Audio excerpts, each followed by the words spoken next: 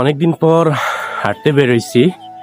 কালকে রাত্রে অনেকটা পরিমাণ বৃষ্টি হয়েছে, যেটার কারণে পরিবেশটা একটু ঠান্ডা ঠান্ডা। আর রাস্তার ভিউটা দেখেন, এরকম রাস্তা দিয়ে হাঁটতে কার না ভাল লাগে। তো একা একাই হাঁটতেছি, এখন অনেকটাই সকাল, যেটার কারণে মানুষজন এত একটা নাই।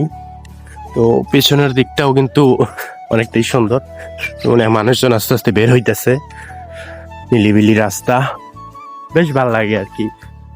অনেকদিন ধরেই নিজের এলাকাটা ঠিক মতো ঘুরে দেখা হয় না, যেটার কারণে আর কি মনটা কেমন যেন লাগতেছিল। তো আজকে হঠাৎ করেই ভাবলাম আর কি নিজের এলাকায় একটু ঘোরাঘুরি করি।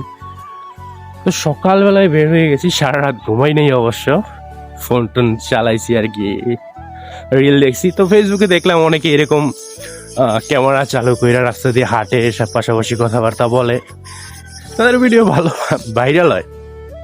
তো আমাদের আর কি এরকম অভ্যাস তো নাই, তো চেষ্টা করতেছি আর কি আস্তে ধীরে অভ্যাস হয়ে যাব। তো দেখা যাক কতদিন কন্টিনিউ করতে পারি।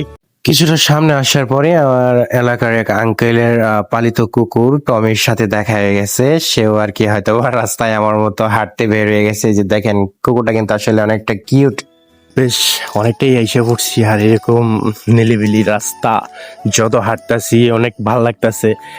যদিও এখন মানে মানুষজন আসতেছে, সবাই আর কি বের হইতাছে, অনেক মানুষ রাস্তা দিয়ে ব্যায়াম করার জন্য বের হইতাছে। কেউ আর কি যারা সকালে নামাজে গেছিল তারাও আর কি আসতেছে, অনেক মানুষই রাস্তাটা হাঁটাহাঁটি করতেছে।